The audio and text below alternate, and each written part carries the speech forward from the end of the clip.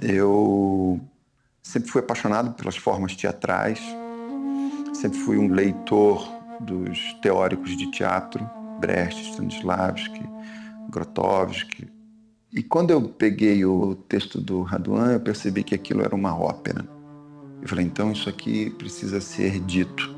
A palavra aqui vai ter um valor muito grande, mas vai ter que ser alçada a outros enunciados, metáforas, um jogo ali sensório da palavra que precisa ser alcançado.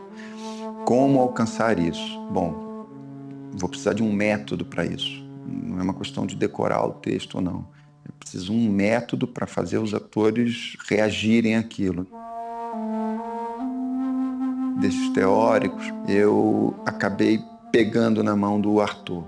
Achei que o Artaud era, de todos, o que mais poderia produzir um estímulo que se comunicasse com o redemoinho do Raduan, com o duplo do Raduan. Então comecei a fazer as improvisações em cima das teorias do Artaud, as teorias do duplo, as teorias da linguagem invertida, uma série de conceitos de linguagem, principalmente em cima do André, do personagem do Celto. Exercícios assim, buscando a não racionalidade extrema do processo, de estudo do texto, né? Trabalhar mais com as sensações. Então tudo que eu fazia, nos ensaios, até na filmagem que eu fazia, ele limpava.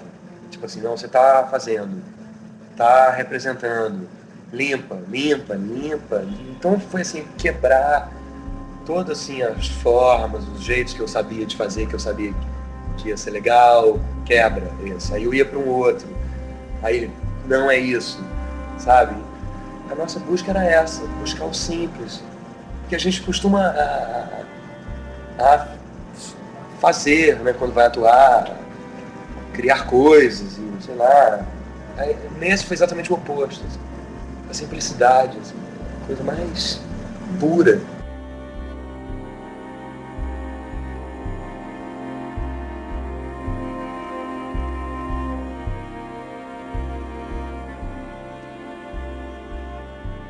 Agora eu tinha escolhido um método e tinha um corpo de atores, um conjunto de atores prontos e um texto que se adequasse completamente àquilo, no meu modo de sentir.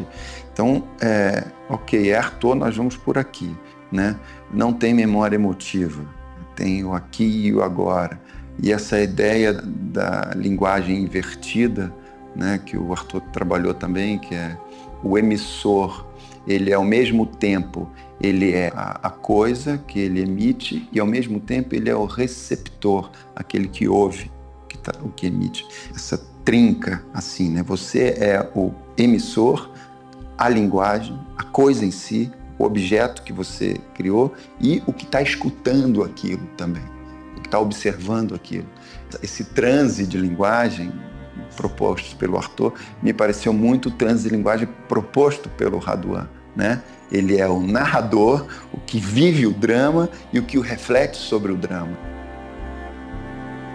Quando a gente começou a montar assim, a cara do personagem, eu tinha deixado o cabelo crescer, eu tava com o cabelo enorme, assim, né? E eu achei que ele ia querer isso, assim, cabelo grande. Aí na barba grande, tudo grande. E quando a gente começou a montar, o Luiz começou a desenhar essa figura assim, do André. E aí que eu descobri, ele falou, não é uma figura grotesca. Um poeta, assim, sabe? Um anjo decaído. Então, assim, delicado, tem barba, mas é pouca, o cabelo, é uma figura bonita, assim, né? Um poeta, assim. O caso do André é um personagem duplo mesmo, né? O tempo inteiro. Ele é anjo e demônio o tempo inteiro, né? Olha, a coisa mais difícil que tem é descrever esse personagem, né?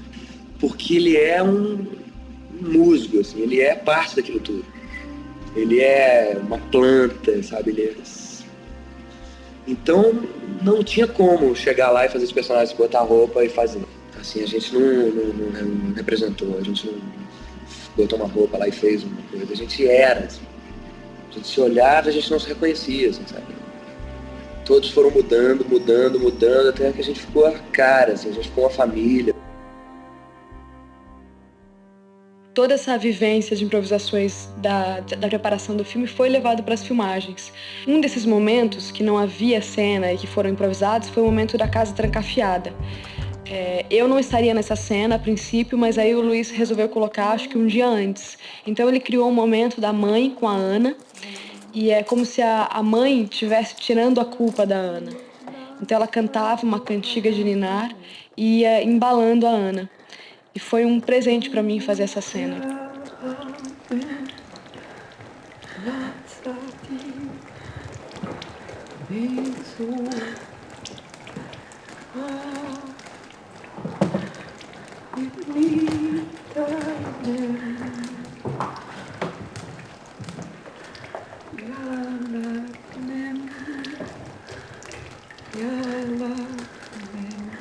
O que o Luiz falava muito também é que a Ana era a parte feminina do André.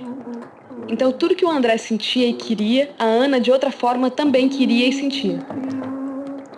Nós começamos os ensaios. Então lá eu, sem luz, com uma vela na mesa, uma mesa comprida, eu sentado na cabeceira e tinha que falar sobre o tempo. Já para decorar era muito difícil. Muito difícil. Muito. São imagens e imagens e imagens que vêm o tempo inteiro. Em cada imagem um ator faz uma viagem. Eu não sei ler e decorar. Eu sei ler e viajar. Ler e decorar não sei. Depois da viagem eu decoro, mas se é viagem eu não sei. Então é difícil viajar com ele, porque as viagens às vezes são enormes e sem volta. Muito difícil. E eu comecei, terminava, mas não dizia nada. Então eu imaginava que eu teria que dizer todo o monólogo de novo. A segunda vez, também nada. A terceira vez, nada. Você dizendo o texto, monólogo imenso, sobre um sermão enorme, de Sr. Raduan Assar, o diretor não dizendo absolutamente nada, eu deduzia que eu tinha que fazer de novo. E eu ia fazendo de novo nos ensaios. Até o momento que eu digo, bom, realmente, eu desisto, eu não sei fazer o personagem, não tem absolutamente nada a ver comigo, não entendo o Sr. Raduan, eu estou entregando o papel agora. Mas nisso eu nem falei para ele, digo, não dá mais, virei as costas, saí da sala. E fui para o meu quarto arrumar minha mala para vir embora. Eu saí para tomar uma água, quando eu voltei tinha uma carta debaixo da porta. Luiz Fernando. Uma carta absolutamente incrível, de um diretor para um ator. A proposta era difícil mesmo. No dia seguinte eu fiz o ensaio. E aí saiu. Comecei a pegar esse personagem. Com os atores eu trabalhei muito mais a ideia do duplo mesmo, né? A ideia da pessoa que, enquanto vive aquilo, está se expressando também. É diferente da ideia da interpretação, né? É uma pessoa que precisa estar vivendo aquilo de fato. E o resultado da interpretação vai estar muito vinculado ao quanto ele conseguiu viver aquilo ali, e não mostrar que viveu, e não interpretar uma vivência, ele realmente viver. Tem uma frase do Jorge de Lima que a gente usava muito também para tentar exemplificar isso para os atores, elucidar, que é uma coisa difícil, até para mim hoje aqui não consigo direito, às vezes, achar uma explicação, que é uma pergunta que ele faz, na verdade, é como conhecer as coisas se não sendo-as? Então, esse retiro todo nosso lá, inclusive compreende aí também o retiro com a equipe, era que todos fossem, que todos vivessem, para que aí sim pudessem entender. Que não entendessem de fora, porque estudaram, porque fizeram uma análise teórica. Não. Queria que eles primeiro sentissem na carne, para a partir daí entender, né? Entender a partir da experiência. A experiência era fundamental. O processo foi inacreditável, foi incrível, inusitado. Nunca em toda a minha vida de ator, todo o tempo dos hippies, e todos os convites que eu recebi, desde oficina, através do Zé Celso, através do Living Theatre, nunca, jamais eu me recusei sempre a vir em comunidade. Era uma coisa que eu não admitia uma coisa dessa. Era impossível para mim. E foi assim, quando eu voltei para São Paulo, foi que eu percebi que eu tinha vivido em comunidade durante 4 meses. E 2 meses, um profundo isolamento.